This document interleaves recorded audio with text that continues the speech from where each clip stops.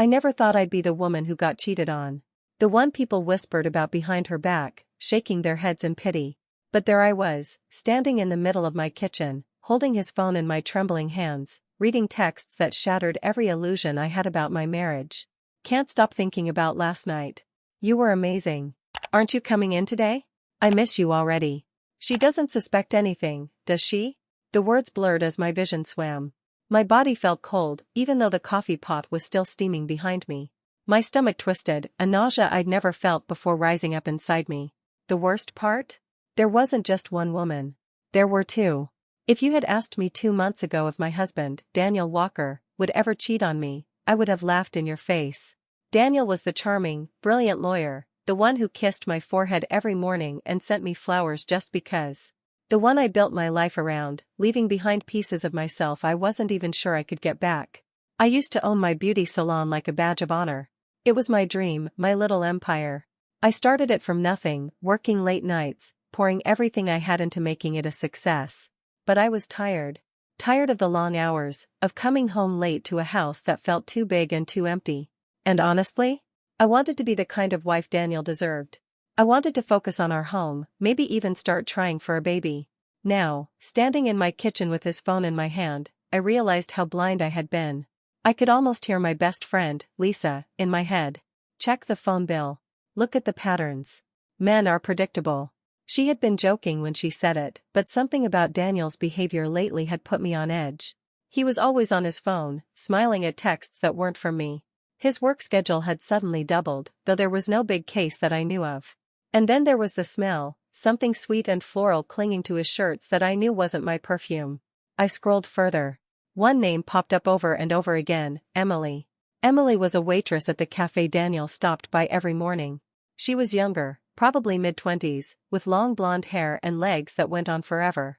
I had seen her before, smiling at him too brightly, leaning in too closely when she handed him his coffee. And then there was Rachel, his colleague. Rachel was closer to his age, a brunette with sharp features and an even sharper mind.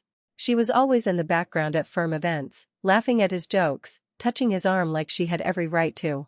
I felt like I was going to be sick. The texts were clear. Explicit. They weren't just flirty messages, they were detailed accounts of nights I hadn't known about, of moments that didn't belong to me. I should have been devastated. I should have collapsed onto the floor, sobbing. But instead, I felt something else. Something I hadn't felt in a long time. Anger. I could almost hear my best friend, Lisa, in my head. Check the phone bill. Look at the patterns. Men are predictable. She had been joking when she said it, but something about Daniel's behavior lately had put me on edge. He was always on his phone, smiling at texts that weren't from me. His work schedule had suddenly doubled, though there was no big case that I knew of. And then there was the smell, something sweet and floral clinging to his shirts that I knew wasn't my perfume. I scrolled further. One name popped up over and over again, Emily. Emily was a waitress at the cafe Daniel stopped by every morning. She was younger, probably mid-20s, with long blonde hair and legs that went on forever. I had seen her before, smiling at him too brightly, leaning in too closely when she handed him his coffee. And then there was Rachel, his colleague. Rachel was closer to his age, a brunette with sharp features and an even sharper mind. She was always in the background at firm events, laughing at his jokes, touching his arm like she had every right to. I felt like I was going to be sick. The texts were clear. Explicit. They weren't just flirty messages, they were detailed accounts of nights I hadn't known about, of moments that didn't belong to me. I should have been devastated. I should have collapsed onto the floor, sobbing. But instead, I felt something else. Something I hadn't felt in a long time. Anger. I didn't sleep that night. I stared at the ceiling, listening to the sound of Daniel's steady breathing beside me, wondering how long I had been lying next to a stranger. By morning, I had made my decision. I was going to leave him. I was going to take back my life, my dignity, everything I had given up for a man who didn't deserve it. And then, just as I was about to call a lawyer, something happened. I felt nauseous. At first, I thought it was stress. But then, as I sat on the bathroom floor, staring at the pregnancy test in my hands, I realized the truth. I wasn't just leaving my husband. I was pregnant with his child. I used to think that life was a series of choices, that we had the power to shape our own futures, to walk away when things got too hard. But what happens when life makes the choice for you? That little pink plus sign on the pregnancy test was supposed to mean joy, excitement, the start of something beautiful. But for me, it felt like a cruel joke. Because how do you leave a man who has betrayed you when you're carrying his child? I sat on the bathroom floor for what felt like hours, my back pressed against the cold tiles, my hands shaking. Pregnant. The word repeated in my mind like an echo I couldn't silence. It didn't make sense. Daniel and I had stopped trying months ago. After a year of negative tests, of heartbreak, of seeing disappointment in his eyes, I had quietly accepted that maybe a baby just wasn't in the cards for us. And now, just as I had decided to walk away, life had decided to throw this at me. I had always imagined telling Daniel I was pregnant in some grand, emotional way. Maybe with a little gift box containing tiny baby shoes. Maybe over a candlelit dinner, watching his face light up with happiness. But now? Now I didn't even know if I could look him in the eye. I forced myself to stand, gripping the bathroom counter for support. My reflection in the mirror was almost unrecognizable, my dark brown hair was a mess, my green eyes were puffy from crying, and I looked hollow. I needed air. I needed space. I needed to figure out what the hell I was going to do. I don't know why I drove back to Charlotte's house. Maybe because she was the only person who truly understood what I was going through. She opened the door, immediately taking in my pale face and red-rimmed eyes. "What happened?" she asked, concern flickering in her usually unreadable expression. I didn't speak. I just reached into my purse, pulled out the pregnancy test, and placed it on the counter. Charlotte inhaled sharply, her eyes widening as she stared at it. For the first time, she looked genuinely shaken. "Oh, Savannah," she whispered. I let out a shaky breath, my voice barely above a whisper. "I don't know what to do." She was silent for a long moment before gesturing toward the kitchen table. "Sit," she said, her voice firm but not unkind. I obeyed, feeling like a child waiting to be scolded. She sat across from me, folding her hands neatly on the table. "You were going to leave him," she said matter-of-factly. I nodded. "And now?" I swallowed hard. "Now I don't know if I can." Charlotte exhaled, running a hand through her perfectly styled blonde hair. "I won't tell you what to do," she said. "But I will tell you this, staying just because of a baby is the worst mistake you could ever make." Tears burned at the back of my eyes. But how can I raise a child alone? How do I break up my family before it's even started? She tilted her head slightly, studying me. "You think staying with Daniel will give your child a better life?" I hesitated. She leaned forward, her voice lowering. "Let me tell you what staying did to my son." I held my breath as she continued. "When I found out Daniel's father was cheating, I was already pregnant with him," she admitted. "I stayed because I thought a child needed both parents." I smiled through the pain, pretended I didn't know. "And do you know what happened?" I shook my head. "My son grew up watching his mother accept lies. He learned that love and betrayal could exist in the same breath. And when he became a man, he followed in his father's footsteps." My stomach twisted. "You're saying..." She met my eyes. "I'm saying that by staying, I showed Daniel that cheating didn't have consequences. That a man could betray his wife and still come home to her every night." A heavy silence filled the room. Then, in a voice barely above a whisper, she said, "Don't make the same mistake I did, Savannah." I left Charlotte's house feeling more lost than ever. I needed to talk to Daniel. I needed to look him in the eye and decide, once and for all, if there was anything left to salvage. When I walked into our house, he was sitting on the couch, scrolling through his phone. He looked up, flashing me that same easy smile that had once made me fall in love with him. "Hey, babe," he said casually. "You okay? You've been gone a while." My heart clenched. How could he act so normal when my entire world was falling apart? I took a deep breath. "Daniel, we need to talk." His brows furrowed slightly, but he set his phone down. "Okay," he said slowly. "What's wrong?" I opened my mouth. I was ready to confront him, to throw the evidence of his infidelity in his face, to tell him I was pregnant and watch the panic set in. But then his phone buzzed. And I saw the name flash across the screen. Emily. A cold rage settled over me. I picked up his phone, turned the screen toward him, and said, "Tell me the truth, Daniel. Right now." His face drained of color. "Savannah, don't lie to me," I cut him off, my voice shaking. I know everything." For the first time, Daniel Walker, the man who could talk his way out of anything, was speechless. I watched as the realization dawned on him, he had lost control of the situation. And so had I. Because standing there, watching him scramble for excuses, I knew one thing for sure. I could never trust him again. People say you don't really know someone until they betray you. I used to think that was dramatic, something people said to make themselves feel better after getting hurt. But now, staring at my husband as he scrambled to come up with an excuse, I realized how little I actually knew the man I had married. He wasn't the devoted husband who worked late to provide for our future. He wasn't the man who held my hand through our struggles to have a baby. He wasn't even the man who used to bring me coffee every morning just because he thought I deserved something sweet. He was a liar. And I had spent the last 9 years of my life believing every single one of his lies. Daniel's mouth opened and closed like a fish gasping for air. His hands clenched into fists, and then he forced himself to relax. I had seen him do it before, in court, when opposing counsel caught him off guard. It was his signature move. The moment he realized he was backed into a corner, he'd collect himself, smooth down his defenses, and spin the story into something he could control.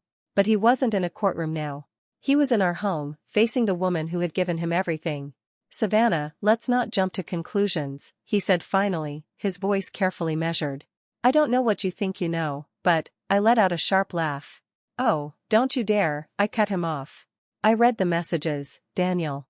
I saw everything." His face paled, but still, he tried. "Baby, you're upset. I get that. But whatever you saw, I can explain." I scoffed. "Can you?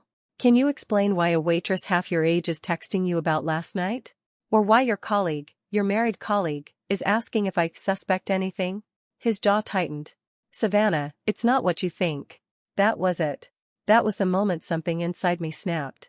I grabbed his phone and, without breaking eye contact, threw it across the room.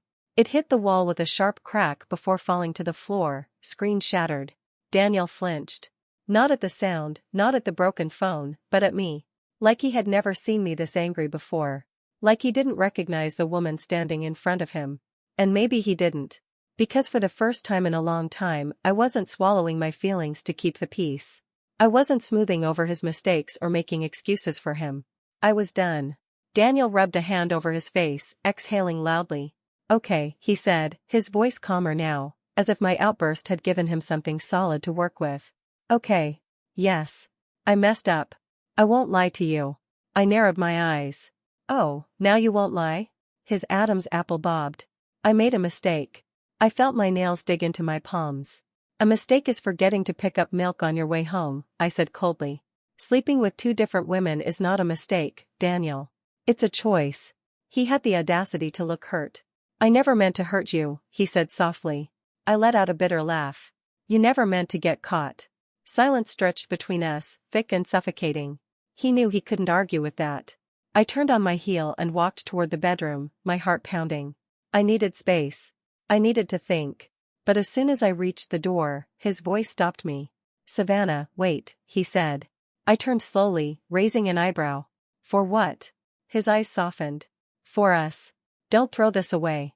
We've been through so much together." I inhaled sharply. I hated how he said it, like I was the one throwing something away. Like I was the one who had broken us. But what truly broke me wasn't his words. It was the realization that he didn't feel broken at all. I left him sitting in the living room that night, his head in his hands, while I locked myself in our bedroom. The weight of everything pressed down on me, but my mind was already made up. I was leaving. I didn't know when, or how, but I wasn't staying. I would figure out the baby situation later. Maybe I wouldn't tell him at all. Maybe I would, but only after the divorce papers were signed. But as I lay awake, staring at the ceiling, my phone buzzed. A message from Charlotte. "Did you tell him?" I hesitated before replying. "Not about the baby. Just about the affairs." 3 dots appeared, then disappeared. Then another message came through. "Don't let him manipulate you. I know my son. He'll try." I stared at the words, my chest tightening. Because the truth was, Daniel didn't even need to manipulate me. I had already spent 9 years manipulating myself into believing he was someone he wasn't. And that was the biggest lie of all. The next morning, Daniel was waiting for me in the kitchen. He had made coffee, just like he used to, and for a split second, it felt like any other day. But it wasn't. I grabbed a mug without looking at him. "I'm filing for divorce," I said flatly. He inhaled sharply. "Savannah, I don't want to hear it." "I love you." I laughed, shaking my head. "No, Daniel. You don't." He reached for my hand, but I pulled away. And then, like a last-ditch effort, he whispered, "What if we go to therapy? What if we try?" I met his gaze, my voice steady. "I'm pregnant." The words hung in the air, heavy and final. Daniel's face went slack. His lips parted, but no sound came out. And for the first time since this nightmare began, he was the one caught off guard. I set my coffee down and walked away, leaving him standing there. Because this time it was his turn to watch me walk away. I had spent years believing that if my marriage ever fell apart, it would be over something catastrophic. A scandal, an explosive fight, a moment so big that neither of us could come back from it. But in reality, it unraveled slowly, thread by thread, until all that was left was an empty shell of what we used to be. Until I found myself standing in my own kitchen, watching my husband's face as he processed the words that changed everything. "I'm pregnant." For the first time, Daniel didn't have an immediate response. No smooth excuses, no carefully crafted arguments. Just silence. And for a man like him, that was the biggest sign of all. I expected anger, panic, maybe even relief if he thought this baby would make me stay. But Daniel's face didn't show any of that. Instead, he just stood there, gripping the edge of the counter like he was trying to steady himself. "You're pregnant?" His voice was hoarse, barely above a whisper. I crossed my arms over my chest. "Yes." He swallowed hard. "Savannah," I braced myself. Here it comes. The apology. The begging. The empty promises that I'd heard 100 times before. But instead, he did something that shook me to my core. He smiled. Not a full, beaming smile. Just the smallest upward twitch of his lips, like he thought this news meant something different than it did. Like he thought this changed something. God, I don't even know what to say," he said, running a hand through his hair. "This is unexpected. Unexpected." Like I had just told him I got a new job. Or that I ran into an old friend. Not that I was carrying his child. I waited for him to say more, to acknowledge the disaster that was our marriage. But he didn't. Instead, he took a step closer. "Savannah, this means we can fix things." I stared at him, stunned. "Fix things?" I repeated, my voice dangerously quiet. "You think a baby is going to fix this?" He exhaled sharply. "It changes things. It gives us a reason to fight for our marriage." I laughed bitterly. "No, Daniel. You gave me every reason to leave. This baby doesn't erase that." His jaw clenched. "But it matters." "Oh, it matters," I agreed. "But not in the way you think." I saw it then, the flicker of doubt in his eyes. He knew I wasn't backing down. And that's when his demeanor shifted. Just like his mother had warned me, Daniel Walker didn't like losing. He took a deep breath, composing himself. "Savannah, be reasonable. A baby needs both parents. Like you needed yours?" I shot back. That landed. His nostrils flared, his lips pressing into a thin line. "You're not thinking straight," he said carefully. "You're emotional. I get it. But don't make a rash decision you'll regret." A chill ran down my spine. Because that wasn't a plea. That was a warning. I set my coffee cup down slowly, meeting his gaze. "Are you threatening me, Daniel?" His expression didn't change. "I'm reminding you what's at stake." The words hung between us like a loaded gun. This was no longer about our broken marriage. This was a battle over power, control. And Daniel was making it clear, he wasn't going to lose without a fight. I barely made it to my car before my hands started shaking. I had known this wouldn't be easy. I had prepared myself for the manipulation, the guilt trips, the crocodile tears. But this was worse. I gripped my steering wheel, forcing myself to breathe. I had to be smart. Strategic. Daniel was a lawyer. A good one. If he wanted to make my life hell, he had the resources to do it. And I couldn't let that happen. I grabbed my phone and called the one person I knew would tell me the truth. Charlotte. She picked up on the second ring. "Savannah?" I exhaled shakily. I told him. Silence. Then, "And?" I swallowed. "He thinks the baby means we should stay together." A pause. Then a humorless laugh. "Of course he does." I closed my eyes. "Charlotte, what do I do?" Her voice was steady, no hesitation. "You call a lawyer." 2 days later, I found myself sitting in a quiet law office, my heart hammering in my chest. The woman across from me was nothing like the lawyers I had seen on TV. No flashy power suit, no aggressive posturing. Just a calm, collected presence that instantly made me feel like I wasn't alone. Her name was Diane Carter. She was in her late 40s, with sharp blue eyes and a voice that carried authority. I had barely finished telling her everything when she leaned back in her chair, exhaling. "You need to be careful, Savannah." I stiffened. "I know." She studied me for a long moment.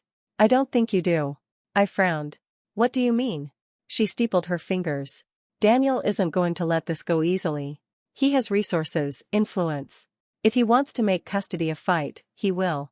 My stomach twisted. "But I haven't done anything wrong."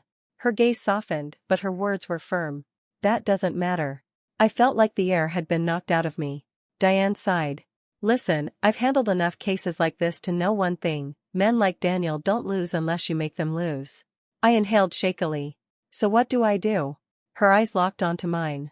"You build your case before he builds his." By the time I left Diane's office, my mind was racing. I had a list of things to do: financial records to gather, accounts to separate, evidence to collect. Because if Daniel wanted a fight, he was going to get one. I was done playing the role of the quiet, devoted wife. I was done letting him dictate the terms of my life. I was going to protect my baby, no matter what it took. And for the first time in a long time, I wasn't afraid anymore. Some wars are fought in courtrooms. Some in whispered conversations behind closed doors. And some are fought in the quiet moments, in the shadows of a life you thought was yours, only to realize it was never really yours at all. I had spent 9 years loving a man I no longer recognized. Now, I was about to learn just how far he was willing to go to keep me under his control. Because Daniel Walker wasn't just a liar. He was a man who refused to lose. It started small. Almost subtle. The credit card I had used for years, our credit card, suddenly declined at the grocery store. My health insurance, the one linked to Daniel's firm, mysteriously stopped covering my doctor's appointments. And then there were the emails. At first, I thought they were spam. Notices from banks about account changes and security concerns. But then I saw it, my name. Daniel had frozen our joint savings account. I stormed into the house that night, my pulse pounding. He was in the kitchen, sipping a glass of wine like he didn't have a care in the world. "You froze the account?" I demanded, slamming my keys onto the counter. He didn't even blink. "We're getting a divorce, Savannah. It's just a precaution." "A precaution?" I let out a bitter laugh. "You cut me off, Daniel." His expression was calm. Too calm. "It's my money, too." I stared at him, my stomach twisting. "He wants me to break." That was his strategy. To make my life difficult. To make me desperate. But he didn't know something. I had already been broken. And now, I was someone else entirely. I didn't cry. I didn't beg. I simply turned on my heel, walked out of the house, and drove straight to Charlotte's. She opened the door, took one look at me, and sighed. What did he do now? I told her everything. By the time I was done, she was pacing the room, muttering under her breath. "This is exactly what his father did," she said finally, shaking her head. "Classic Daniel. Cut off the money, isolate you, make you feel like you need him." She turned to face me, her expression unreadable. "Do you have any money of your own?" I nodded. "I moved some into a separate account before I told him about the baby. But it's not much." She exhaled. "It's enough. For now." I frowned. "For now?" She gave me a tight smile. "Because I'm going to help you. Whether he likes it or not." A few days later, I found myself sitting in Charlotte's living room, flipping through old documents she had pulled from a dusty box in her closet. Court papers. Custody agreements. Divorce filings. "Daniel's father did the same thing to me," she said quietly, watching me from across the room. But I didn't have anyone in my corner. No one to tell me what to do. I looked up at her. "What happened?" She sighed. I caved. The words hit me like a punch. "I let him convince me that staying was best," she continued. "I let him dictate everything, the finances, the marriage, even how I raised Daniel." Her lips pressed together. "And now I'm watching my son turn into his father." A long silence stretched between us. Then she met my eyes. "But you? You're smarter than I was." I swallowed. "I don't feel smart." She smiled slightly. "That's how I know you are." The next blow came a week later. I had just finished a shift at the salon, one of the few things still keeping me grounded, when my phone rang. It was Diane, my lawyer. "Savannah, we have a problem." I sat up straighter. "What kind of problem?" She hesitated. "Daniel just filed a petition." My blood ran cold. "A petition for what?" She sighed. For primary custody of your unborn child. The words didn't make sense at first. Custody? I repeated. But the baby isn't even born yet. I know, Diane said. But he's arguing that since you have no steady income and no home of your own, the child's best interests would be better served with him. The world tilted. He was trying to take my baby. Before it was even born. I drove home in a haze. Daniel was already there, lounging on the couch like he hadn't just tried to steal my child from me. I stood in the doorway, fists clenched. You filed for custody? My voice shook, but not with fear. With fury. He didn't even look guilty. I filed to make sure my child has a stable future. I took a step forward. You don't get to act like the concerned father now, Daniel. He sighed, setting down his drink. Savannah, be rational. I make more money. I have a stable home. The courts will see that I can provide a better life. I stared at him, my pulse thundering in my ears. And then I laughed. A real, dark laugh. Because that's when I realized Daniel didn't actually want this baby. He just wanted to win. You really think a judge is going to look at you, a man who cheated on his pregnant wife, and say, yes, that's the better parent? I asked, tilting my head. His eyes darkened. Don't push me, Savannah. I stepped closer. Oh, I will push you. Because you have no idea who you're dealing with anymore. That night, I packed my bags. I wasn't going to let him control me. I wasn't going to let him decide the terms of my future. I was going to fight him. For my child. For my freedom. For the woman I used to be before I lost myself in his lies. And for the first time since this nightmare began, I wasn't just surviving. I was ready for war. There's a moment in every battle where you realize there's no turning back. It's not when the first punch is thrown. It's not when the threats start, or when the enemy makes their first move. It's when you look at the person standing across from you, the one you once loved, the one who once promised forever, and understand that they are no longer fighting for you. They are fighting against you. And they won't stop until they win. I spent the night packing while Daniel pretended to ignore me. He sat on the couch, scrolling through his phone, making a show of how unbothered he was. But I knew better. He wanted me to stay. Not because he loved me. Not because he regretted what he had done. But because he didn't want to lose. I zipped up my suitcase, exhaling shakily. I'm going to Charlotte's. Daniel didn't even look up. Of course you are. I gritted my teeth. You can pretend this doesn't bother you, but we both know it does. His grip tightened on his phone, just for a second. A tell. A small, silent sign that my words had landed. But instead of arguing, he let out a low chuckle. You're making a mistake, Savannah. I straightened. You don't get to decide that. He finally looked at me, his blue eyes dark and unreadable. You think leaving makes you stronger? It makes you reckless. Judges don't look kindly on mothers without stability. I let out a bitter laugh. Oh, please. Do you really think a court is going to take your side? You cheated on your pregnant wife, Daniel. You have 2 mistresses. You're the villain here, and you know it. His lips curved into a smirk. You still think this is about right and wrong? My stomach twisted. What does that mean? He stood up slowly, stepping closer, lowering his voice. This isn't about who's the better person, Savannah. It's about who plays the game better. And if you think for a second that I won't fight you with everything I have, then you don't know me at all. I swallowed hard, willing my voice to stay steady. You can try to intimidate me, Daniel. But I'm not afraid of you anymore. His smirk faltered. I grabbed my bags, held my head high, and walked out the door. For the first time in 9 years, I was finally walking away. Charlotte opened the door before I even knocked. I was expecting you, she said simply. I stepped inside, setting my bags down. How did you? She gave me a look. Because I know my son. And I know what men like him do when they feel like they're losing control. I exhaled shakily. He's going to fight me for custody. She nodded, sitting down at the kitchen table. Of course he is. I swallowed. Do you think he can win? She hesitated. And that hesitation nearly sent me spiraling. Legally, she finally said. He has money. He has influence. That gives him an edge. But emotionally? He doesn't want this baby, Savannah. He wants to control you. And the second this fight becomes more trouble than it's worth, he'll back off. I frowned. How do you know? She gave me a tired smile. Because I was once you. I sat down across from her, gripping my hands together. What did you do? She sighed. I played the game better. Charlotte spent the next hour drilling me on everything I needed to do. Separate my finances.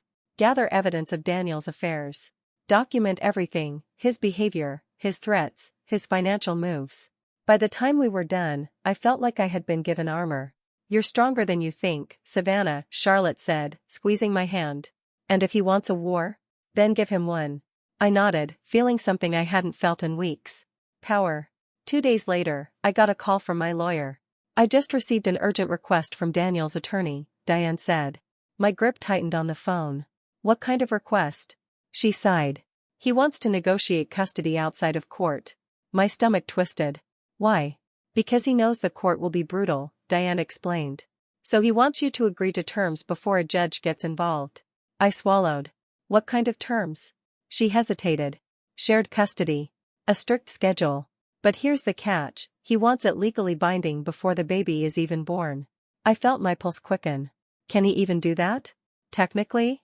Yes, Diane admitted. But it's unusual. And it means you'll be locked into an agreement before you even hold your child in your arms. I exhaled shakily. What should I do? She was quiet for a moment. Then, you fight. That night, Daniel called me. I almost didn't answer. But something in me wanted to hear what he had to say. Savannah, he said smoothly. I think we need to talk. I leaned back against Charlotte's couch, crossing my legs. Do we? He chuckled. Come on. We don't have to make this ugly. I smiled, even though he couldn't see me. Oh, Daniel. You already did that. Silence. Then his voice lowered. Be careful, Savannah. My grip tightened on the phone. Are you threatening me? No, he said simply. I'm warning you. I forced myself to stay calm. Funny. Your mother told me the same thing about you. Silence again. And then, click. The call ended. And just like that, I knew. Daniel was scared. The next morning, Charlotte handed me a folder. What's this? I asked. She smiled. The thing that will make sure Daniel never gets custody. I opened it, scanning the pages. My heart pounded. Because inside that folder was evidence. Bank statements. Transactions. Proof of affairs. Documentation of every lie Daniel had ever told. This is enough to ruin him, I whispered. Charlotte sipped her coffee. I know. I met her gaze. You kept this all these years? She nodded. Just in case. I swallowed. And you're giving it to me? She smiled slightly. Consider it a gift. From one woman scorned to another. I stared at the papers in my hands, feeling the weight of them. The power of them. Daniel thought he had won. But he had no idea what was coming. Because I wasn't just fighting for myself anymore. I was fighting for my child. And I was going to win. Power isn't about who shouts the loudest. It's about who holds the winning hand and waits until the perfect moment to play it. Daniel thought he had me backed into a corner. That I'd crumble under the weight of his threats, his influence, his money. But he didn't know what I had now. Leverage. And the moment he realized it would be the moment he knew he had already lost. I sat at Charlotte's kitchen table, staring at the folder she had given me. The air was thick with the weight of it, with the knowledge that what I held could destroy Daniel's carefully crafted image. Bank statements showing money withdrawn from our joint account, funds I hadn't touched, lining up perfectly with expensive dinners and weekend hotel stays. A list of credit card transactions under his name, including charges from luxury stores I had never stepped foot in. Records of wire transfers to a Rachel Montgomery, his colleague. And then, the real kicker. Printed screenshots of messages. From Rachel. From Emily, the waitress. From 2 other women I hadn't even known about. Some were casual. Flirty. Others were explicit, no room for misinterpretation. But the worst ones? Were the ones where he talked about me. She's not suspicious. She's too focused on the baby thing. Don't worry, I have everything under control. Savannah's weak. She'll never leave. I closed my eyes, nausea rising in my throat. Charlotte's voice was quiet but firm. You need to decide how to use this. I exhaled, gripping the edge of the table. If I show him this now, he'll go straight into damage control. She nodded. Exactly. You don't fire your best shot until there's no way for him to escape it. I looked at her. So when do I play it? Her lips curled into a knowing smile. The moment he thinks he's winning. 2 days later, I sat across from Daniel at a conference table in my lawyer's office. Diane sat beside me, calm and composed. Daniel's lawyer, a man in his 50s with a sleek suit and a cold stare, sat beside him. Daniel looked confident. Like he had already won. We're prepared to offer a generous settlement, his lawyer began smoothly. A comfortable alimony arrangement, joint custody, and shared financial responsibilities for the child. I kept my expression neutral. Define joint custody. Daniel spoke up, leaning forward slightly. 50-50. We make decisions together. I could feel Diane's eyes on me, warning me not to react. I tilted my head, feigning consideration. And what does that include? His lawyer folded his hands neatly on the table. Equal time split between households. No major decisions, medical, educational, without both parents' agreement. I smiled. So you're saying I would have to ask permission to make decisions about my own child? Danielle smirked. That's how co-parenting works, Savannah. I glanced at Diane. What happens if I don't agree? She leaned in slightly. Then it goes to court. Daniel sighed, shaking his head. Savannah, we don't need to make this ugly. You don't have the resources to drag this out. And let's be honest, judges tend to side with the parent who provides financial stability. It was subtle. Just the smallest smirk at the end of his sentence. But that was it. That was the moment he thought he had won. And that's when I played my hand. I reached into my bag, pulled out the folder, and slid it across the table. Daniel frowned, hesitating before picking it up. I watched as he flipped through the pages. His confident expression flickered. Then darkened. His lawyer leaned over, skimming the documents. His face remained unreadable, but I didn't miss the way his jaw tensed. Daniel set the papers down carefully, clearing his throat. Where did you get this? I leaned forward, mirroring his earlier posture. Does it matter? He swallowed, glancing at his lawyer. But his attorney didn't say a word. Because they both knew the truth. This wasn't just bad for Daniel. This was devastating. I sat back, tilting my head. You were saying something about financial stability? Silence. Then Daniel's voice, tight with barely concealed anger. What do you want? I let the words hang in the air before delivering the final blow. Sole custody. His head snapped up. Savannah, be reasonable. I held up a hand. No. You be reasonable. I tapped the folder. Because if we go to court, every single one of those messages becomes public record. His lawyer shifted uncomfortably. Miss Walker, I turned to him. Would your firm like to be associated with a scandal like this? With proof of financial misconduct?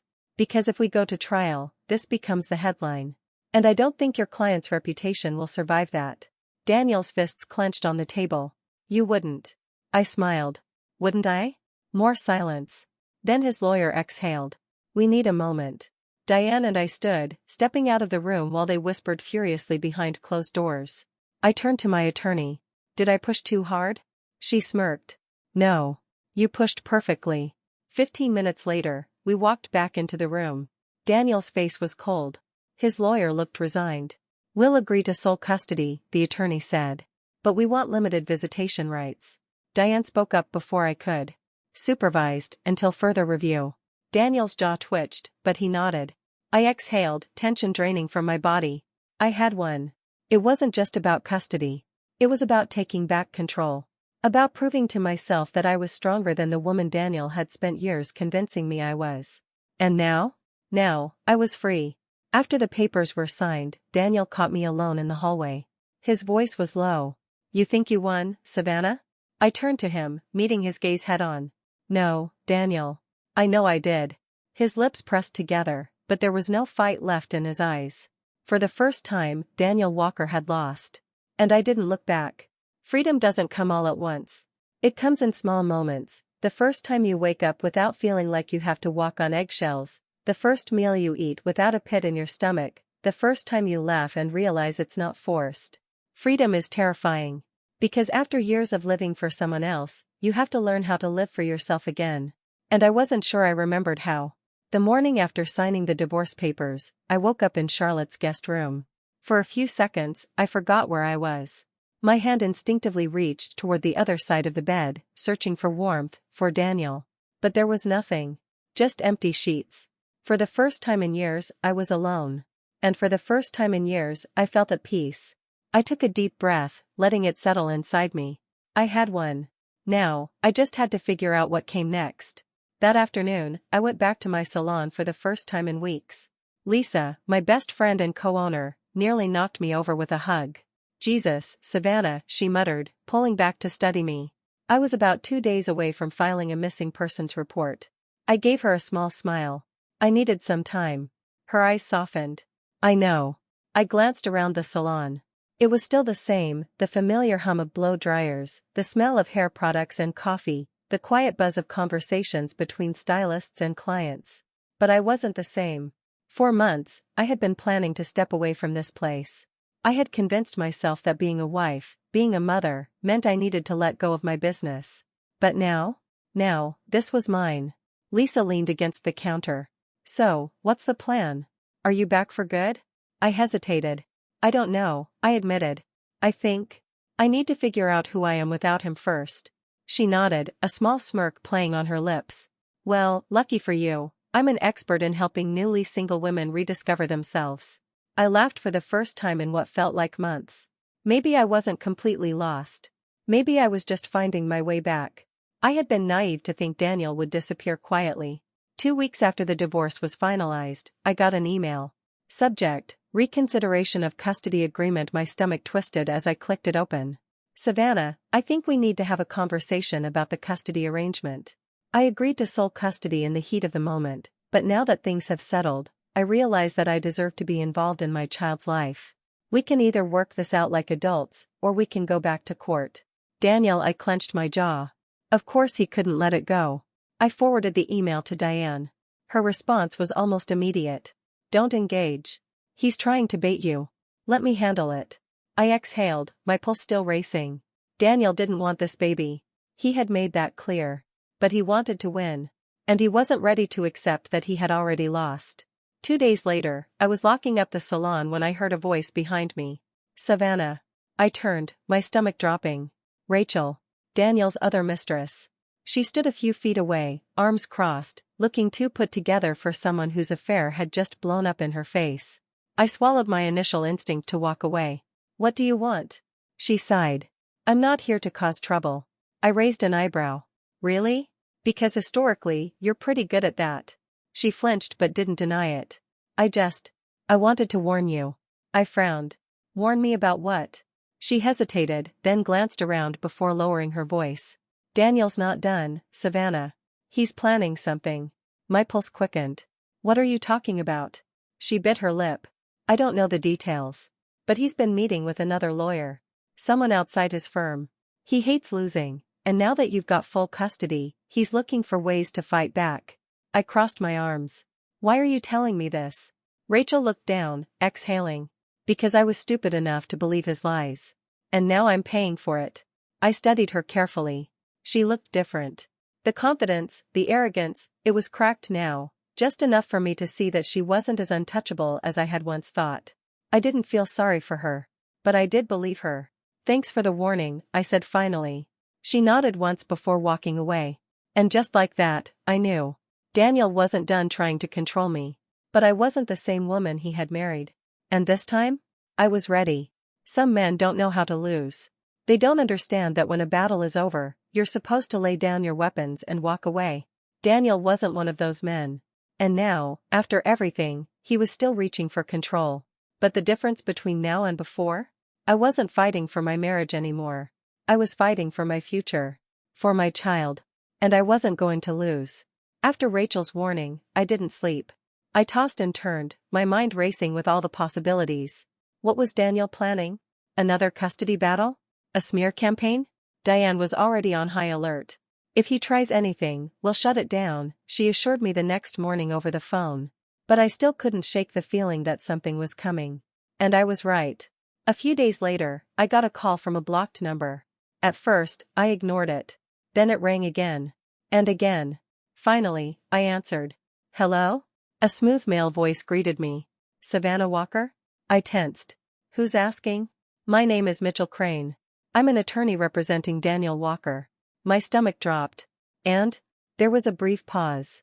Then, Mr. Walker has decided to pursue legal action to modify the custody arrangement. I inhaled sharply. On what grounds? Another pause. Then his voice dropped lower, like he was about to reveal something dangerous. Unfit mother. My breath caught in my throat. He continued. Mr. Walker is arguing that you are emotionally unstable, financially incapable, and unfit to care for the child on your own. A cold, slow anger spread through my chest. You're joking. I don't joke, Ms. Walker. My grip on the phone tightened. You tell Daniel that if he wants to fight me, I will fight back. There was a beat of silence. Then, Mitchell Crane chuckled. That's exactly what he's counting on. And then he hung up. I stormed into Diane's office an hour later, my pulse pounding. He's trying to claim I'm unfit? I nearly shouted. Diane had already heard. She was calm, composed, completely unfazed. He's desperate, she said simply. He has no real case. He's just trying to rattle you. Well, it's working, I muttered, pacing her office. She exhaled. Savannah, listen to me. His lawyer is smart, but he doesn't have anything. You haven't done anything wrong. He's bluffing. I stopped pacing. And what if he's not? She hesitated. Then we bury him. I swallowed. How? She opened a folder and slid a document toward me. I glanced down. My breath caught. A signed affidavit. From Rachel. She gave us everything, Diane said, a small smirk tugging at her lips. Records of his infidelity. Proof that he paid for her silence. Evidence of financial manipulation. Even messages where he admitted that he didn't actually want custody, just leverage. I exhaled slowly. So what do we do with it? She leaned forward, her blue eyes sharp. We make him regret ever trying to fight you. 2 days later, Daniel's lawyer reached out again. Another meeting. Another round of negotiations. But this time, I wasn't scared. I sat across from Daniel in the same conference room as before. But unlike last time, he wasn't confident. He looked tense. Uncertain. And when Diane slid the affidavit across the table, his lawyer barely glanced at it before sighing. Daniel, Mitchell muttered, rubbing his temple. We talked about this. Daniel's jaw was clenched so tightly I thought his teeth might crack. What's this? I asked, feigning innocence. You didn't tell your lawyer that one of your mistresses gave a sworn statement against you? Daniel shot me a look of pure hatred. But it didn't matter. Because the moment Mitchell finished reading, he closed the file and turned to Daniel. You need to let this go. Daniel's fingers twitched against the table. No, Mitchell sighed. If this goes to trial, you'll lose more than custody. You'll lose everything. Your reputation. Your career. And if Savannah's lawyer is as ruthless as I suspect, maybe even your job. I sat back, crossing my arms. What's it going to be, Daniel? For the first time I saw it, the defeat in his eyes. The slow realization that he had lost. And then, his lips curled into something bitter. You always had to win, didn't you? He muttered. I tilted my head. Funny. I was about to say the same thing to you. Silence. Then he stood, shoving his chair back. I hope you're happy, he snapped. And then he walked out. Just like that. Just like I had once walked out on him. I sat in my car afterward, staring at my hands. It was over. Really, truly over. I had spent so long fighting, surviving, waiting for the moment where I could finally breathe again. And now that it was here, I didn't know what to do with it. So I did the only thing I could think of. I drove home. To my home. To the life I had rebuilt. To the future that was finally mine. And for the first time in a long time, I wasn't afraid anymore. I used to think endings were supposed to be dramatic, loud, explosive.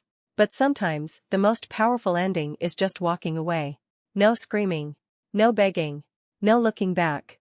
Because when you finally break free from the person who spent years trying to break you, that's not the end. That's the beginning.